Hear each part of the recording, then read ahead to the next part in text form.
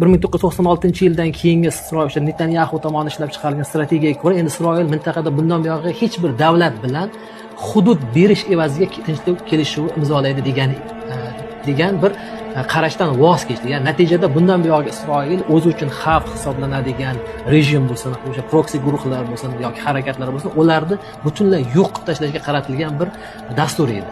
Va bugun mana shu oradan 20 yil vaqt o'tganligidan keyin qarayapmizki, Benyamin Netanyahu bugun ham hokimiyatda, Isroilda o'sha bosh vazir sifatida hokimiyatda va u 1996-yilda ishlab chiqqan o'sha strategiyasi bo'yicha harakat qilyapti va Yaqin Sharq mintaqasida o'zi uchun xavf sanaladigan barcha deyarli kuchlarni tor-mor qilishga jiddiy jahd qildi. Va natijada oxirgi bir deylik, oxiriga ham deb bo'lmaydi, balki unda Erondan keyin ham balki bir qanaqangi bir davlatlar bo'lishi mumkin, Isroilning manfaatlariga zid sifatida ko'rilayotgan yoki masalan o'sha tarixiy bir chegaralari masalasini tiklash uchun harakat qilishga bir to'sqinlik qiladigan bir davlatlar bo'lishi mumkin. Bu ehtimol Turkiya ham bo'lishi mumkin.